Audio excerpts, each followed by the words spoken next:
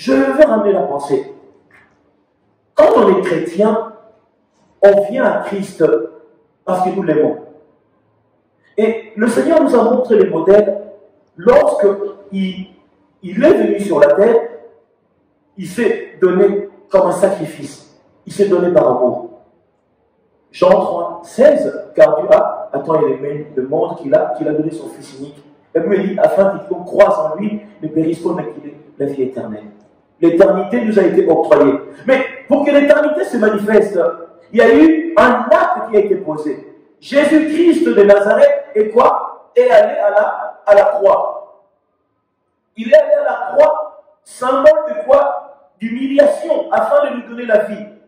Lorsque nous regardons la croix, à l'époque, c'était les brigands, c'était les voleurs, les assassins qu'on pendait, qu'on crucifiait. Pourquoi? Parce qu'on devait les humilier. C'était leur châtiment. Mais ici, on voit la consolation du monde a été quoi? A été crucifiée avec les voleurs, avec les brigands.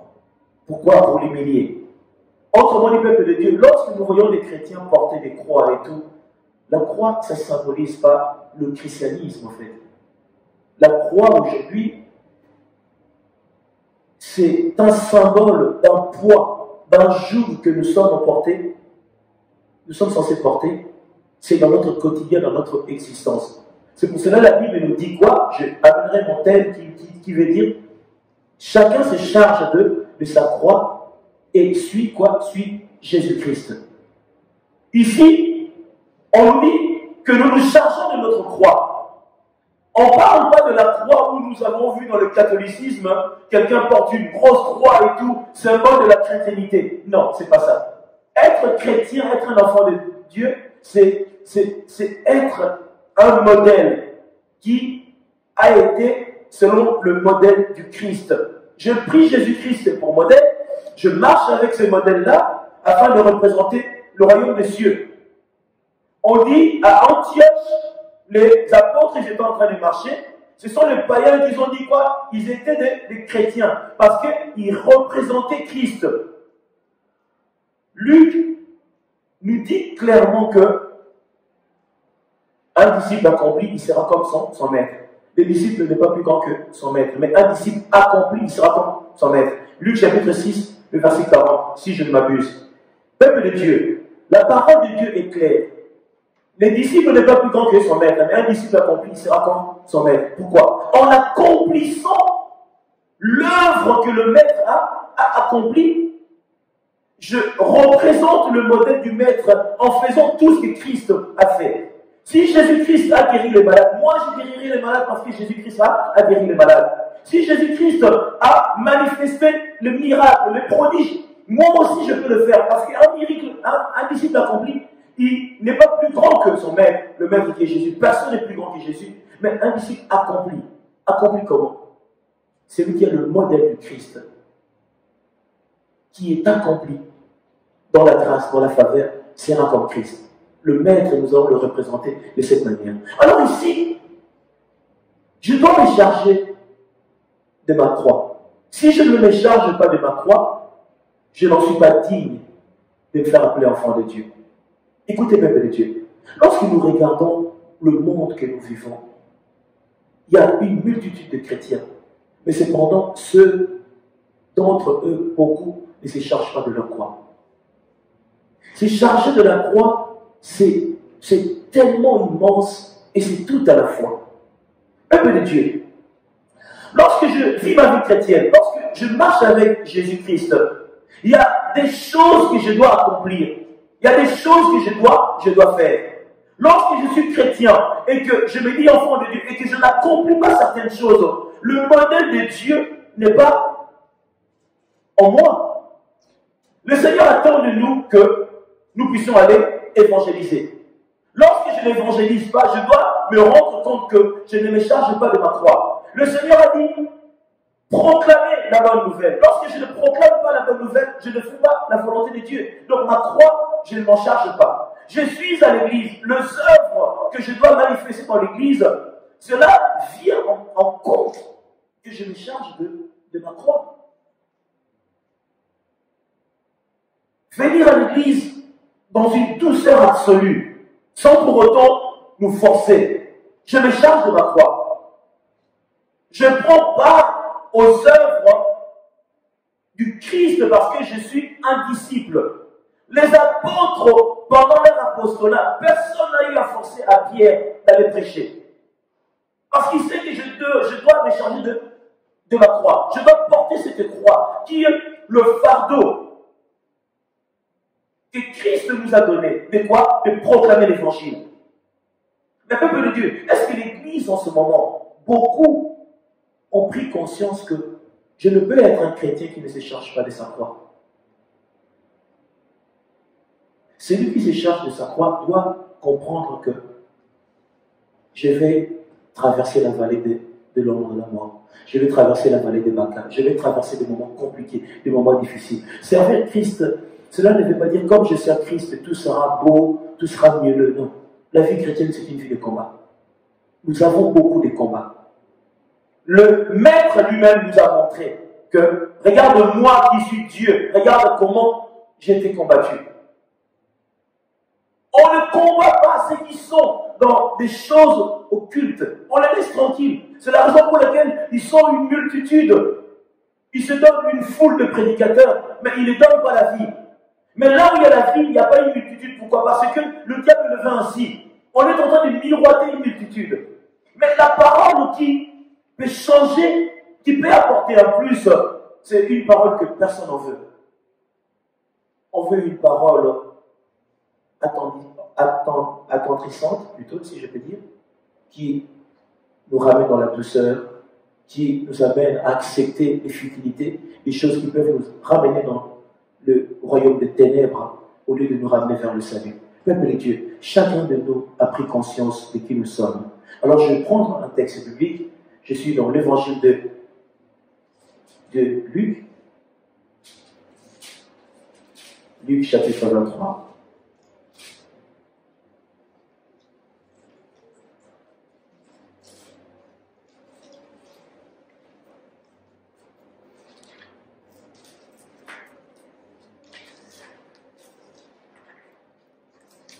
Le Seigneur a été crucifié à Golgotha. C'est au mont Golgotha que ça s'est manifesté. Alors, je vais nous amener Luc chapitre 23, 26. Peuple de Dieu, ici, nous pourrions lire la parole ensemble. Nous y sommes, l'Église. Comme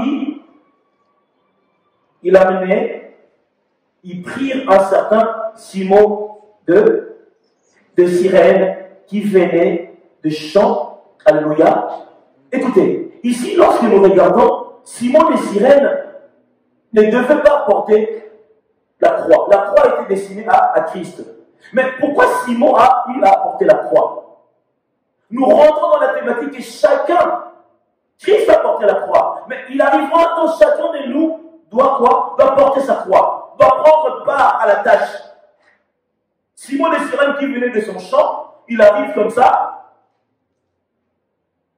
La chose devait amener qu'il puisse porter la croix. Oui, mais c'était le symbole que vous aussi, il arrivera un temps où vous devriez vous charger de votre croix. Cette croix que le Christ a portée, c'est à votre tour aussi de porter ces croix-là. Alléluia. Qui venait des champs et il chargeait de la croix pour qu'il la porte derrière Jésus. Il était suivi d'une grande multitude de gens, du peuple de femmes qui se frappaient la poitrine et se lamentaient sur lui. Jésus se tournant vers elle et dit, « Fille de Jérusalem, ne pleurez pas sur moi. » Alléluia. Ne pleurez pas sur moi. Pourquoi ne pleurez pas sur moi? Moi, je suis Dieu. Je suis venu accomplir ma tâche et ma mission. Ne pleurez pas sur moi. Ne vous lamentez pas sur que moi, qui suis le Messie, je suis mort. Pourquoi? Parce que moi, je suis venu accomplir ma mission. Mais pleurez sur vous et sur vos enfants. Car voici les jours viendront où l'on dira, heureux les stériles, heureuses les entrailles qui n'ont point enfanté et les mamelles qui n'ont point allaité. Alors, ils se mettront à dire aux montagnes, tombez sur nous, et aux collines, couvrez-nous, car si l'on fait ces choses au bois vert, qu'arrivera-t-il au bois sec? Le bois sec ici, c'est la personne de Jésus-Christ lui-même qui parlait. Alléluia. On conduisait en même temps deux malfaiteurs qui devaient être mis à mort avec Jésus-Christ. Parole du Seigneur. Amen. Amen. On acclame la parole.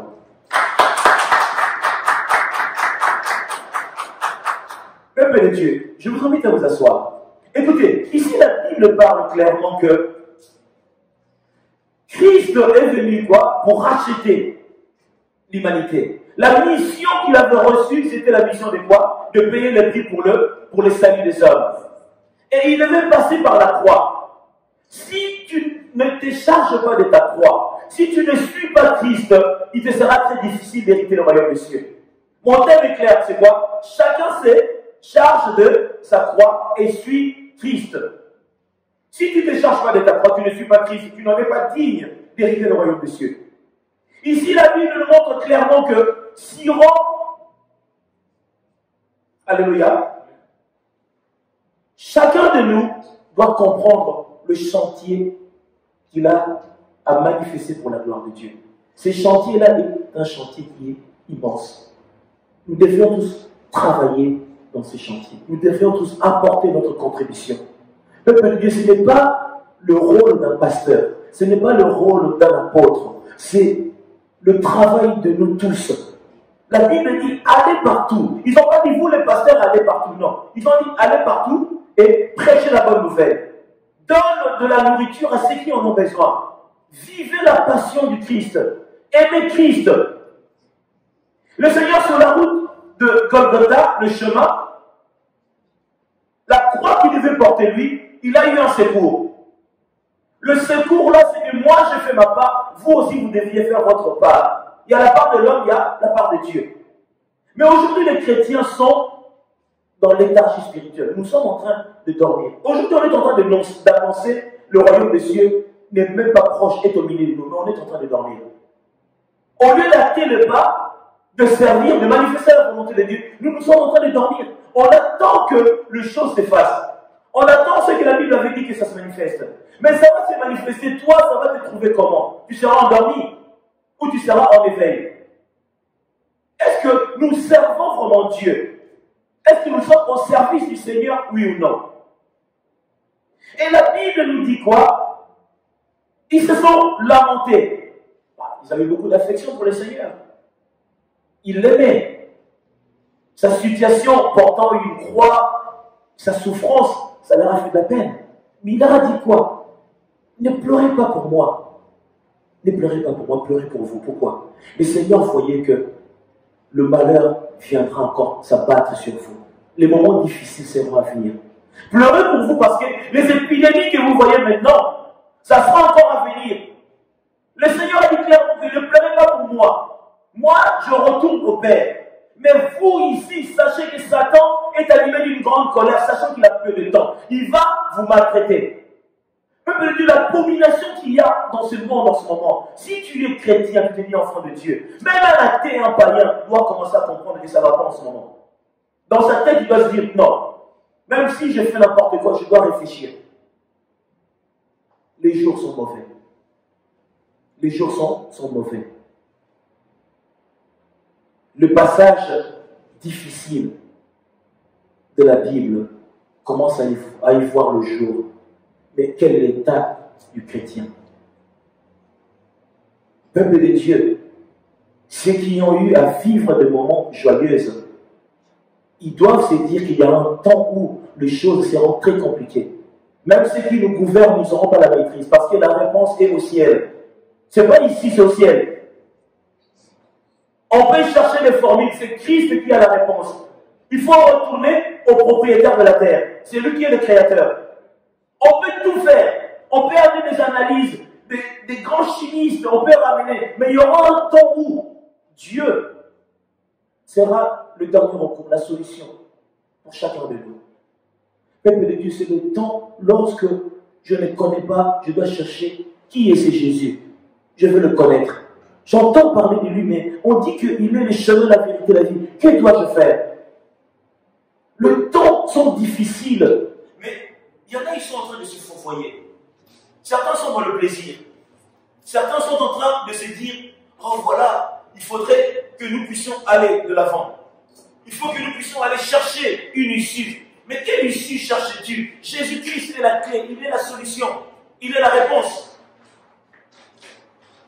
La Bible dit, marchez selon l'esprit, nous n'accomplirons pas les désirs de la chair. Mais peuple de Dieu, que l'Esprit de Dieu nous accompagne et nous aide à comprendre qu'est-ce que le Seigneur Jésus-Christ attend de chacun de nous.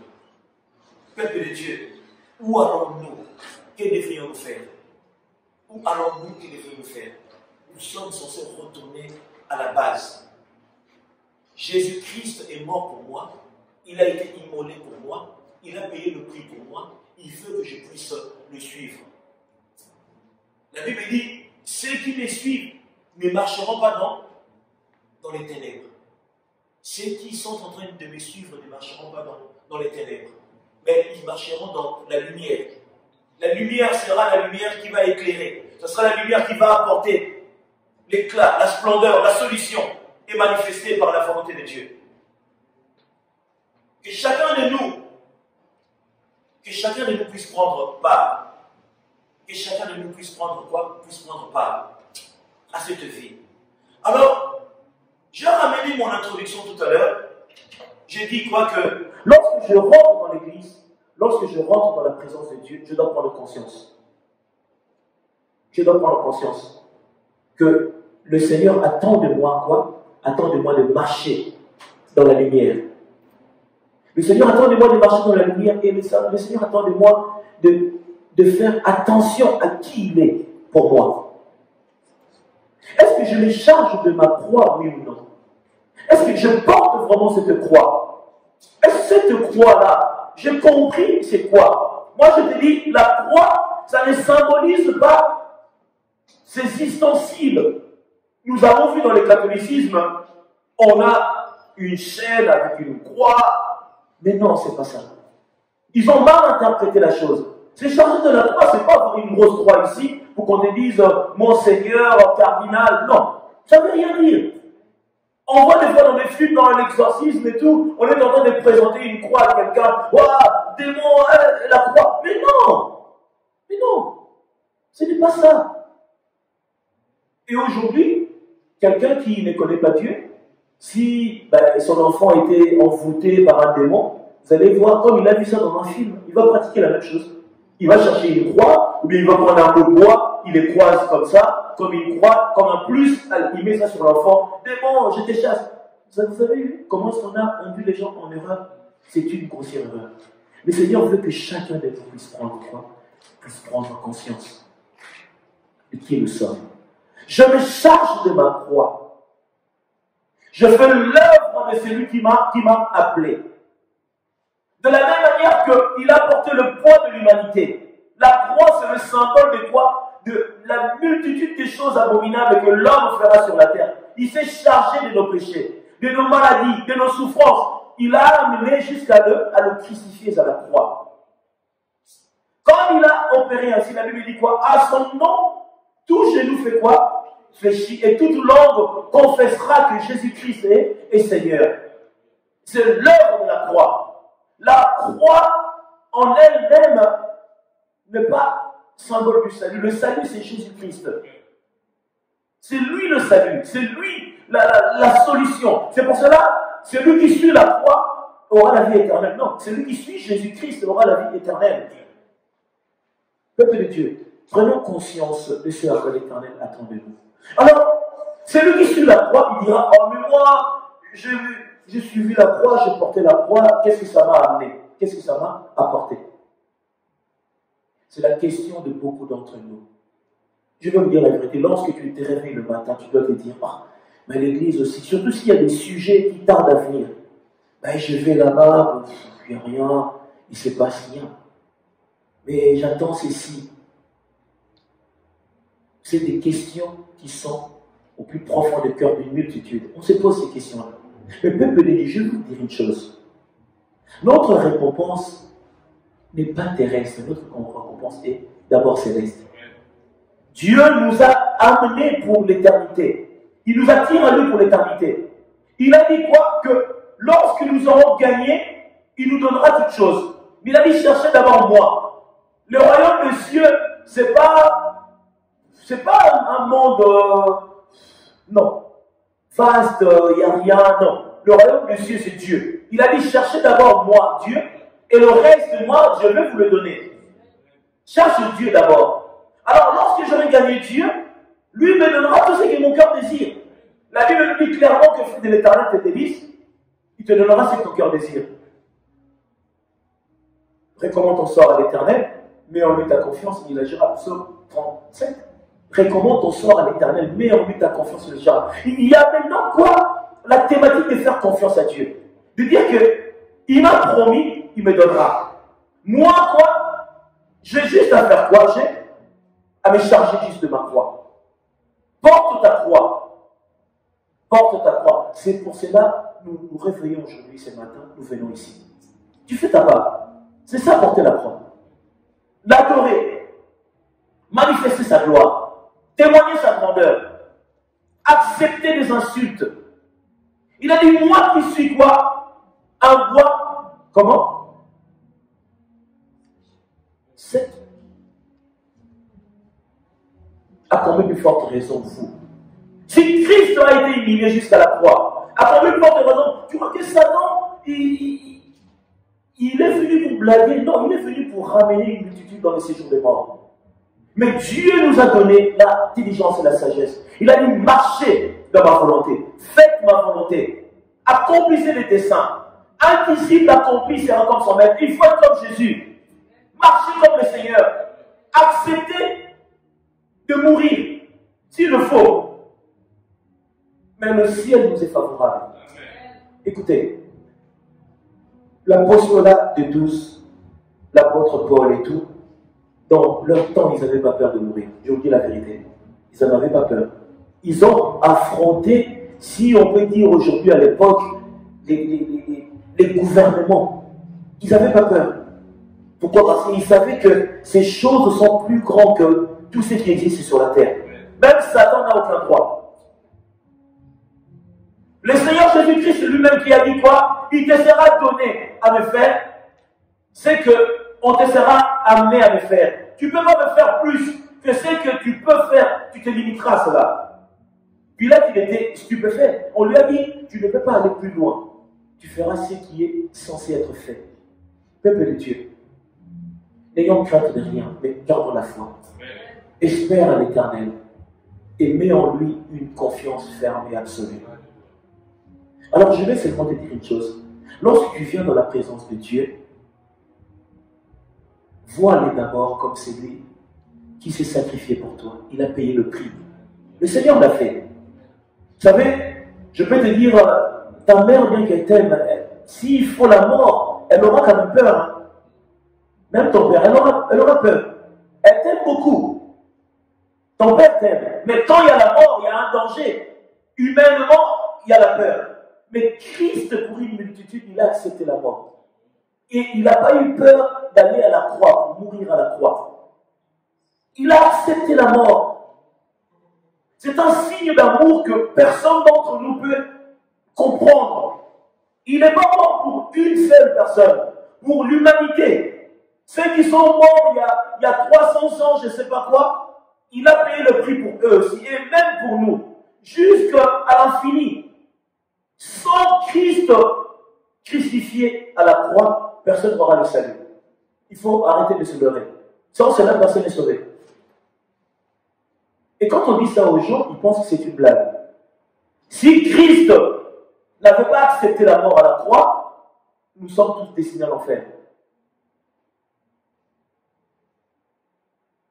Il est la pièce maîtresse pour le salut de l'humanité. Même ceux qui passent de l'autre côté, qui vont dans les séjours de mort, ceux qui n'ont pas reçu, ils sont stupéfaits de réaliser que les autres avaient raison, il fallait croire à cette personne, c'est lui qui avait la clé pour que je puisse aller de l'autre côté là-bas. Ce n'est pas des choses qui sont des blagues, c'est la vérité. Il a accepté, c'est l'acceptation de souffrir pour nous. Alors, si Simon de Cyrène a porté la croix. Dieu te dit, toi aussi, tu dois porter la croix. Tu dois porter la croix. Et ce n'est pas pour après, c'est pour maintenant. Il faut porter sa croix maintenant. Parce que dans les temps difficiles où le diable nous ramène dans l'étourdie, nous sommes ça et là, faisons des choses qui n'apportent rien, mais nous croyons faire, mais nous tapons dans le vide. Comme un boxeur qui est en train de taper dans le vide. Nous servons, mais nous ne servons pas. Nous adorons, mais nous n'adorons pas. La Bible dit que ce peuple m'adore, mais c'est de lèvres qui m'adore. Pourquoi? Parce que leur cœur est éloigné de moi. Mets tout ton être dans ces choses.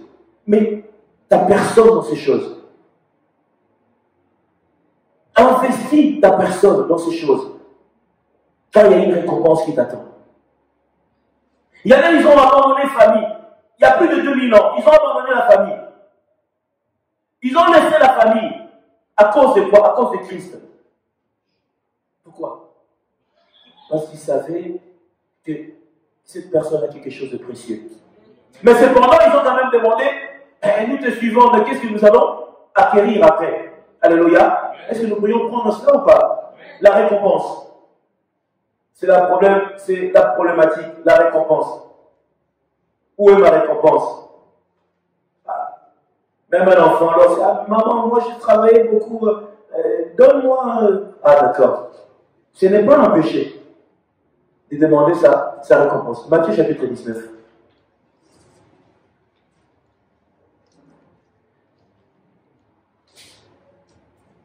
Nous y sommes à partir de 27.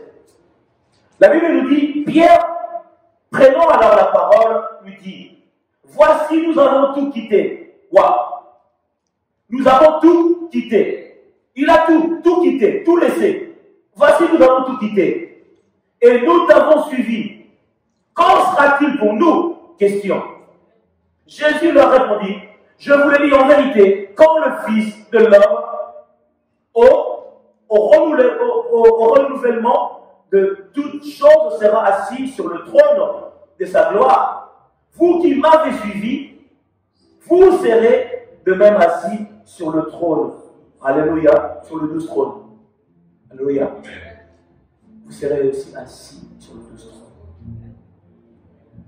Il n'y a pas plus grande récompense que de s'asseoir à côté du Seigneur.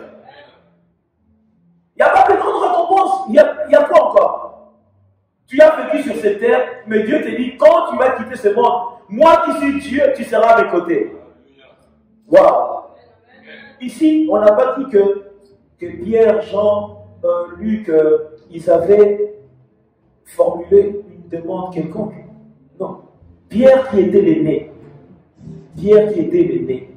Si vous regardez Pierre, c'est un pêcheur de poissons. Il n'était pas instruit.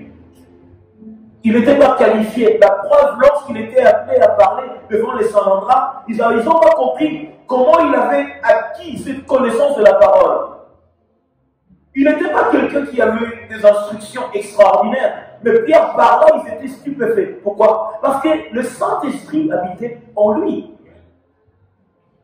Un simple pécheur se retrouvera un jour assis sur le 12 trône. Waouh!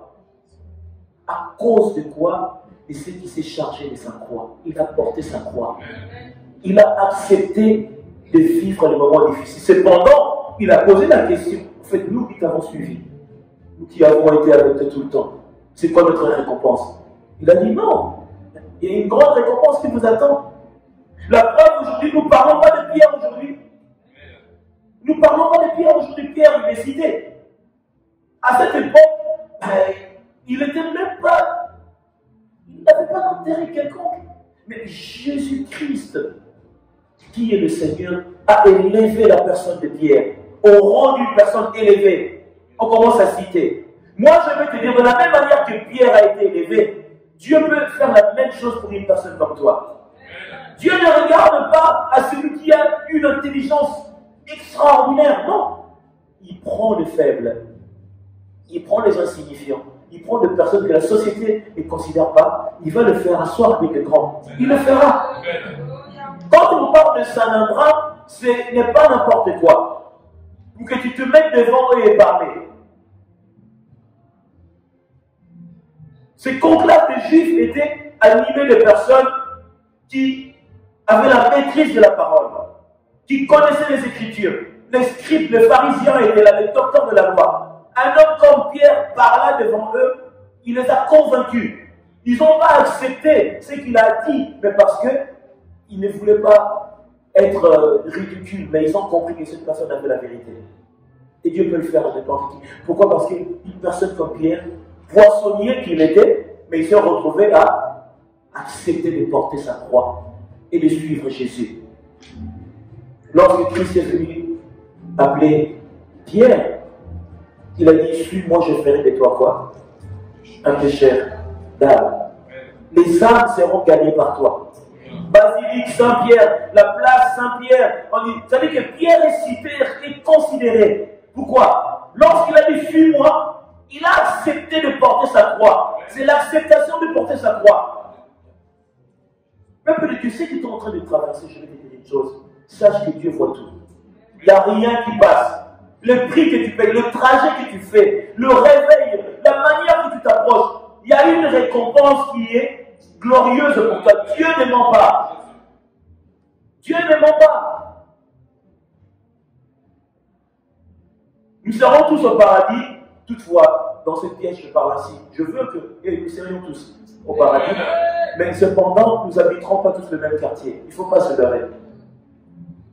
Tu peux être au paradis, comme nous sommes sur cette terre. Tout le monde n'habite pas au même endroit. Il y en a, ils habitent dans des endroits qui sont hypés. Il y en a, ils habitent dans des endroits, bien qu'ils sont vivants, des endroits tels. Au ciel, ça sera pareil. Certains, ils auront la chance d'habiter peut-être le même quartier qu'Abraham. À cause de quoi? À cause de la qualité du travail qu'ils ont fait sur la terre. Dieu va les récompenser ainsi. Il y a une récompense à ces choses. Aime Christ, marche avec le Seigneur, fais sa volonté. Aime Christ, marche avec lui et fais sa volonté. C'est trois choses accomplies. Alors, je reprends le texte biblique. Et la Bible dit, 29, et quiconque aura quitté à cause de mon nom, ses frères, ou ses sœurs, ou son père, ou sa mère, ou sa femme, ou ses enfants, ou ses terres, ou ses maisons. Là, on parle de pluriel. Hein. On parle de pluriel. Donc, ça veut dire que celui qui a beaucoup de biens, c'est lui qui a, alléluia, nous y sommes, peuple de Dieu, ses maisons, recevra le quoi? Le centuple. Le centuple. Recevra le centuple. Peuple de Dieu, le centuple. Dieu te donnera le centuple. Il ne ment pas. Il accordera cela. Les choses de Dieu sont visibles. Il y a un apport à cela. Mais chacun de nous doit quoi? Doit prendre conscience que Dieu nous aime. Il veut que nous marchions avec lui. Et la Bible dit, héritera quoi? La vie éternelle. Tu as le centuple dans le ciel et tu hérites le royaume éternel. Dieu est clair et il donne ainsi à ses bien-aimés. Et la Bible dit, plusieurs de premiers seront les derniers et plusieurs des derniers seront les premiers. Pourquoi la Bible a parlé ainsi? Peuple de Dieu, il faut courir, il faut servir, mais ne sers pas pour l'apparence, ne sers pas pour que je sois vu, mais sers en étant convaincu que moi je sers des libations.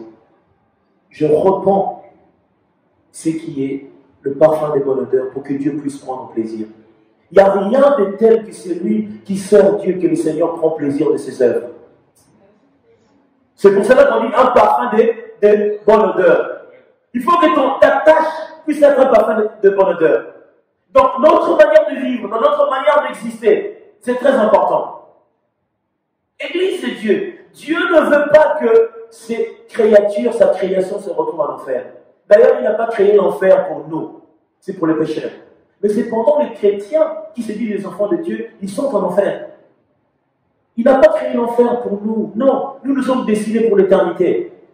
La preuve, Dieu n'a pas permis que la mort soit. Il n'y avait pas la mort au commencement. Il n'a pas été question que l'homme meure. L'homme meurt. Pourquoi? Parce que le péché est rentré. Et le péché a engendré la mort. Dieu n'avait pas... La pensée de Dieu, c'est l'éternité. Et on dit éternel des armées. En éternité, tout était appelé à vivre l'éternité. Si nous vivons pas l'éternité, pourquoi? Parce que le diable est rentré pour nous ramener à quoi? À être dans la désolation. Ce n'était pas la volonté de Dieu au préalable. Alléluia. Alors, peuple de Dieu, Marc chapitre 8, qu'est-ce que la Bible nous dit?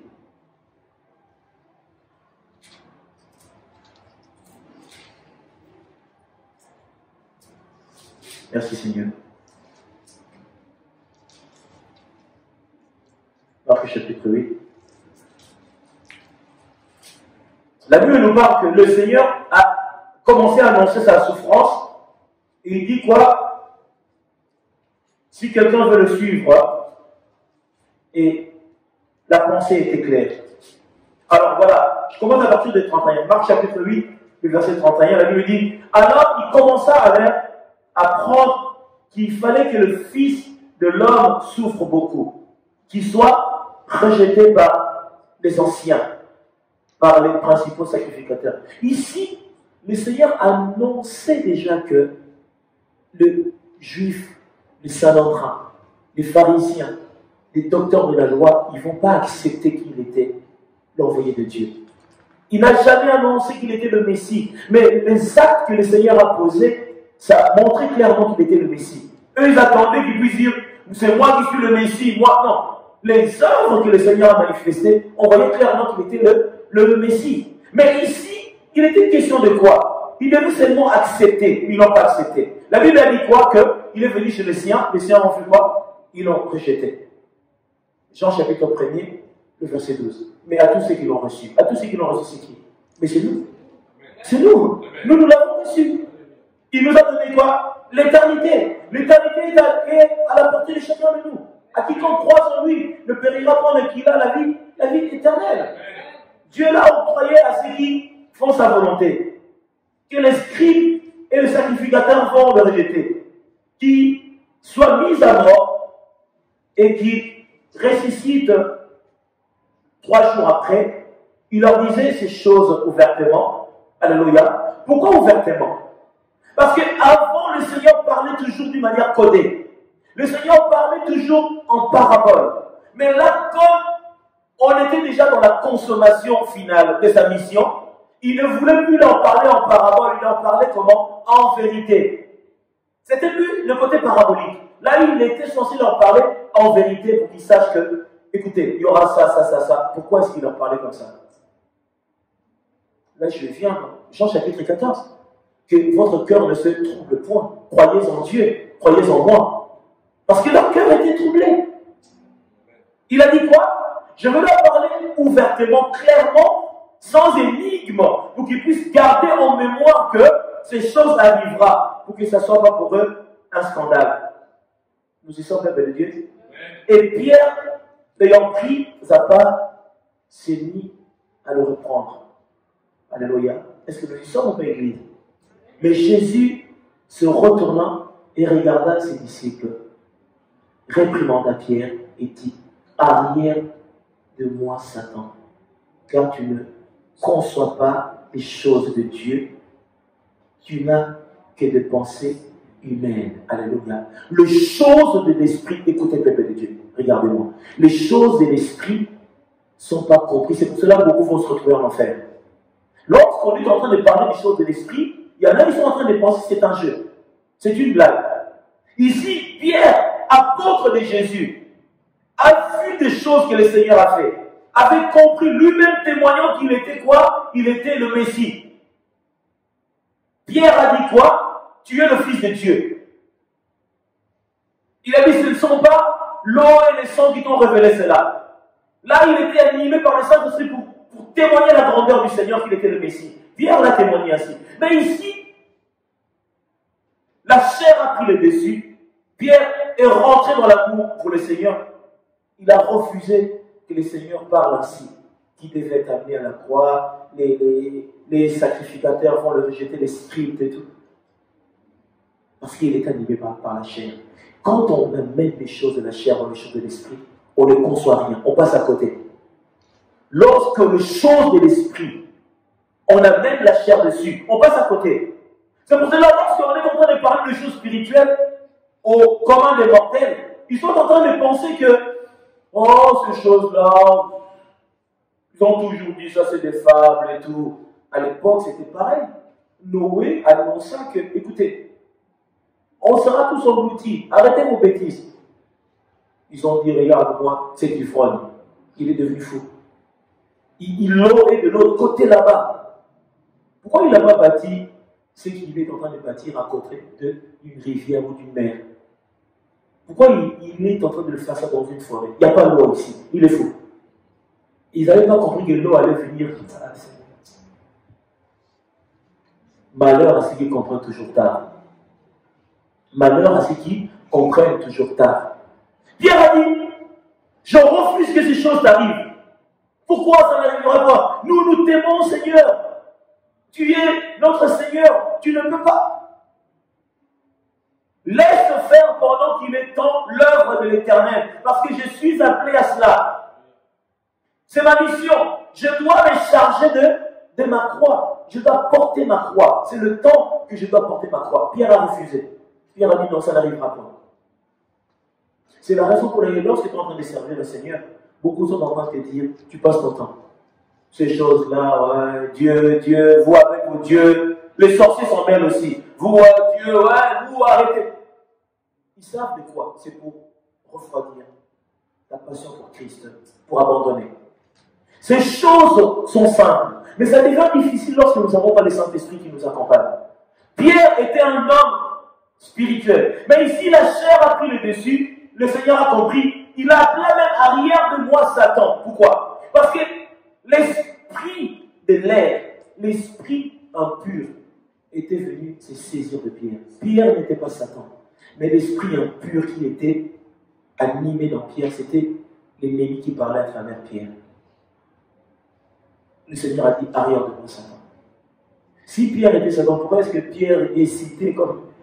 Dans l'instant, le diable a pris l'enveloppe de la personne de Pierre, l'a saisi pour parler ainsi, pour annuler l'œuvre et la mission du Seigneur. Qu'on te laisse t'approcher du Seigneur. Peuple de Dieu, n'abandonne pas, cours encore. Toi qui es en train de courir, qui t'a dit d'arrêter de courir, cours. Cours encore. N'abandonne pas, car cette tâche t'a été octroyée. Dieu t'a appelé à cette tâche. N'abandonne pas. La vie chrétienne, elle n'est pas difficile. Elle n'est pas facile non plus. Le Seigneur ne nous a pas promis une tâche facile. Il a dit plutôt, vous serez haïs à cause de mon nom. Vous serez rejetés. Il y en a, ils feront même des cultes de vous ôter la vie, croiront quoi? Donner gloire à Dieu parce qu'ils auront tué un homme qui parlait d'un faux Dieu. Ça va arriver, ces choses. Il y aura des guerres, il y aura des bruits de guerre, il y aura des épidémies, il y aura de la famine. Ce ne sera pas encore la fin. Mais cependant, si vous voyez ces choses, que c'est lui qui dit fasse quoi? Fasse attention. C'est lui qui dit fasse attention. Ces choses arriveront et vont arriver. Et ça se multiplieront. Le Seigneur l'aura voulu ainsi. Pourquoi? Parce que sa volonté doit s'accomplir avant toute chose. Alléluia. Est-ce que nous y sommes? 34. Puis ayant appelé la foule avec ses disciples, il leur dit, si quelqu'un veut venir après moi, qu'il quoi? Qu'il renonce lui-même, qu'il se charge de sa croix. Voici mon thème, et par là. Qui se renonce à lui-même, qui se charge de sa croix.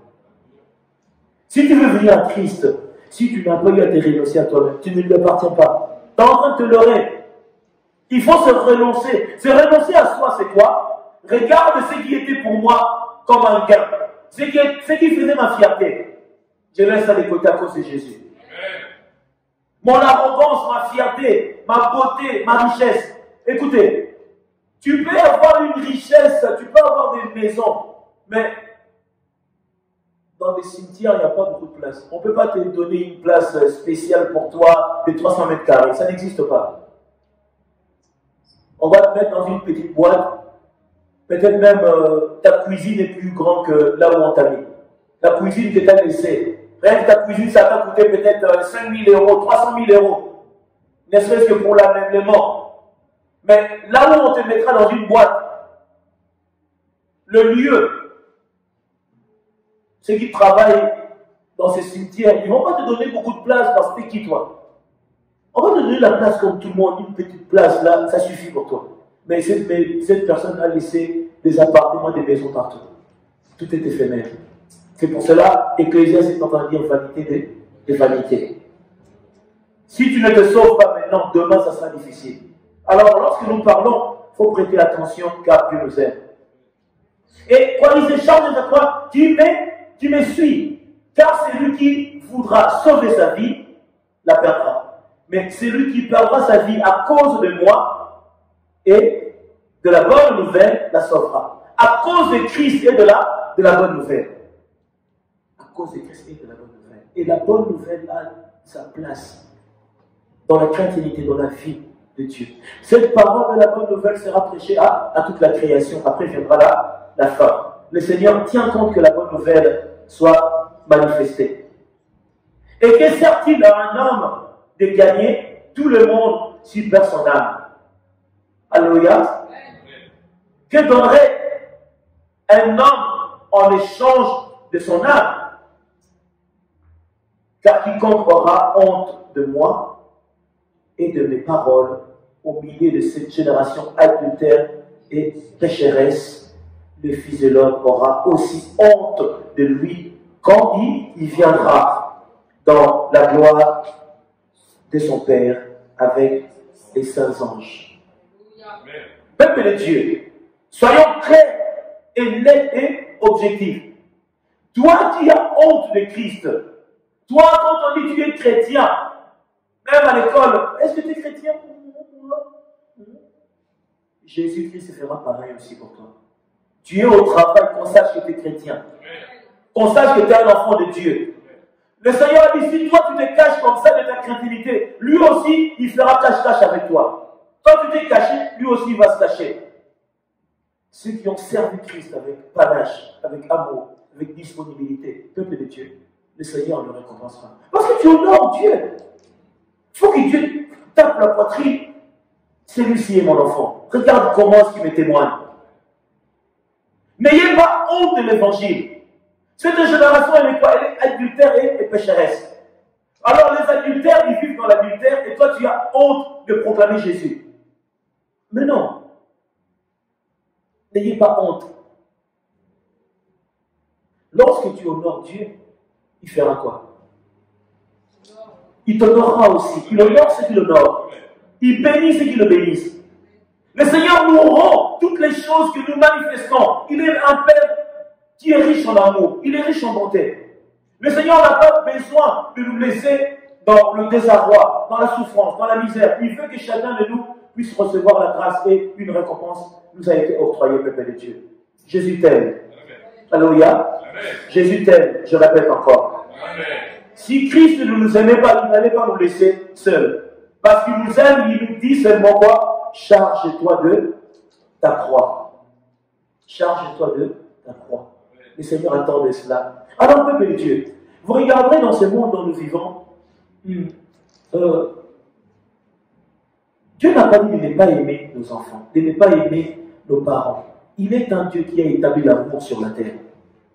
Mais, je reviendrai, il a dit, c'est lui qui aimera plus son enfant que moi, il n'en est pas digne.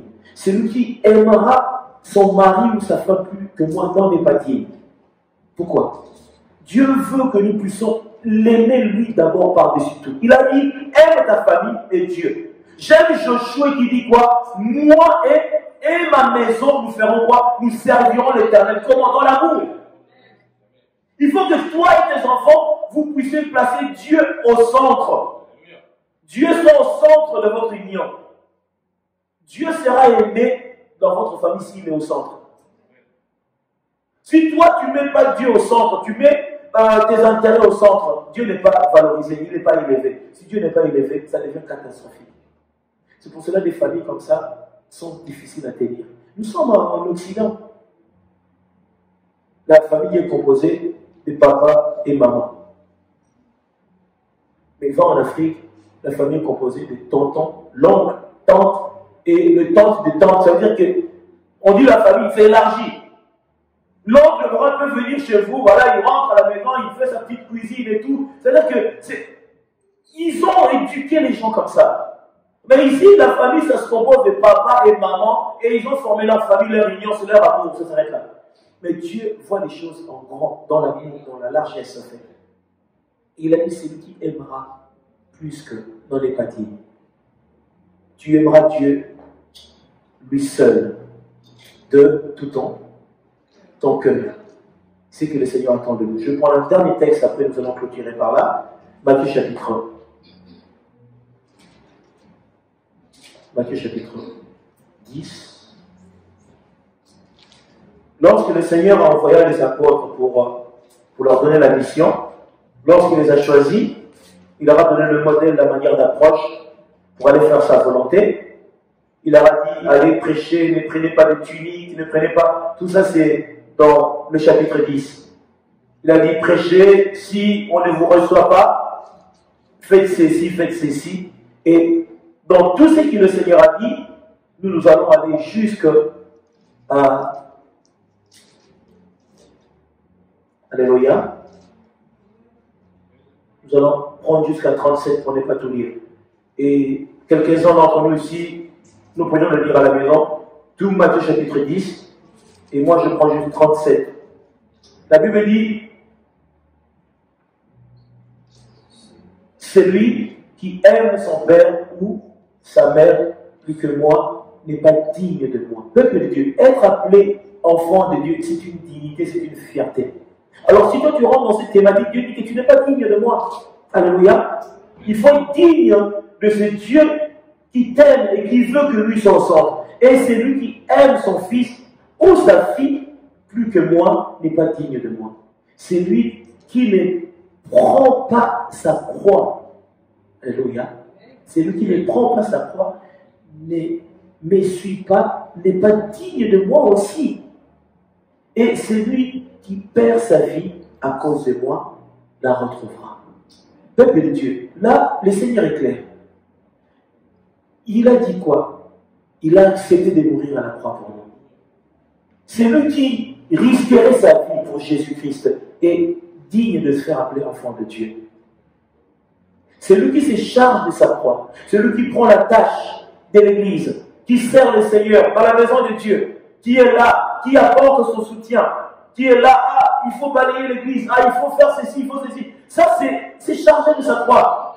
Porte quoi? Les ustensiles que Dieu a mis à ta portée afin de servir. Pourquoi? Dieu savait que il arrivera un temps, l'amour se focalisera sur des choses éphémères et sur le lien des familles, ce qui n'est pas mauvais. Mais lui ne sera pas au centre. Il ne sera pas au centre. Pourquoi? Parce que l'homme aura pour intérêt des choses éphémères, des choses périssables. Écoutez, ton père, ta mère, tes enfants n'ont pas payé le prix pour toi. Ils ne sont pas morts pour toi. Et Jésus l'a fait. Et il veut que tu puisses l'aimer d'abord. Pourquoi? Parce qu'au ciel, il sera question de l'aimer lui. Que tu commences à t'habituer déjà à cet amour ici. Au ciel, il n'y aura pas papa, maman. Ça n'existe pas là-bas. Au ciel, il n'y a pas ma femme, mon mari. Ça n'existe pas. Au ciel, il y a quoi? Il y a le seul époux qui est qui? Qui est Christ. Nous sommes tous des épouses. Même moi, l'homme, je suis l'épouse du Seigneur. Et nous allons nous mettre là à l'adorer, à l'aimer, lui seul. Alors, il nous prépare déjà à nous entraîner ici. C'est pour cela qu'il a dit quoi? Aime-moi, moi seul. Écoutez, vous savez, des fois, ça me fait vraiment de la peine. Lorsque je vois l'homme qui s'endurcit, c'est lui qui l'a créé, c'est lui qui veut qu'il soit. C'est Dieu qui a voulu que nous soyons. Ça me rend triste de voir que l'être humain ne conçoit pas les choses de l'esprit. Lorsqu'on parle de l'éternité, de la vie après la mort, il y a peu qui font attention à cela. Je l'ai dit souvent, même mon pire ennemi, je ne voudrais pas qu'il soit dans les séjours de mort, dans le lieu de tourment. Je n'aimerais pas. lorsque nous présentons l'évangile, beaucoup ne font pas attention. Beaucoup ne font pas attention. Dans les choses éphémères, il y a une multitude. Alors là, il faut qu'il y ait du monde. C'est pour cela, je vais choquer. Mais je vais dire ceci, c'est une vérité. Beaucoup n'hériteront pas le ciel. C'est choquant, beaucoup ne rentreront pas. Il y a qu'à voir le comportement des êtres humains sur la terre. Comment ils ne font pas attention aux choses du salut. Ça montre le degré de... Il n'y aura pas beaucoup. Est-ce que vous croyez que tous ceux qui se disent chrétiens, lorsqu'ils meurent, ils vont au ciel? Il y a peu qui rentrent au ciel. Hein. C'est choquant. C'est pour cela qu'il faut un message qui choque aussi des fois. Quitte à blesser, mais la personne en étant blessée qui mérite le ciel. Après cette vie, il y a une autre vie. Peuple de Dieu, l'Église doit préparer les chrétiens au ciel pour le royaume des cieux. On n'est plus dans des messages où tu auras ceci, la foule là-bas, même celui qui est en train de dormir. Amen! Mais comment il est en train de dormir, mais il a entendu on a dit que je gagnerais de l'argent. Les démons qui le faisaient dormir, je lui dis Amen, Amen, Amen. Mais il est en train de dormir pendant qu'on est en train de prêcher. Mais lorsqu'on dit tu vas te marier. Amen, Amen. Ça sert à rien, ça. Mais tu dis à quelqu'un ces choses-là, mais il n'est même pas prêt pour le salut. Le mariage n'héritera pas le ciel. Non, le mariage c'est pour... Pour ça, j'ai dit, écoutez, marions-nous maintenant. Hein? Si celui qui veut se marier, qui se marie, profite là. Le mariage là, c'est pour nous ici. De l'autre côté, personne ne se mariera. On se mariera avec Jésus. C'est lui le seul époux. C'est lui qui sera l'époux. Ici, là, le mariage est pour nous sur la terre. Au ciel, on ne se marie pas.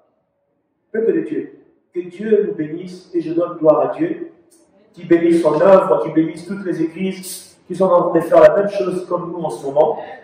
Que la gloire, l'honneur soient rendus à Christ. Au nom de Jésus, Amen. Amen. Que Dieu nous bénisse. Merci Seigneur.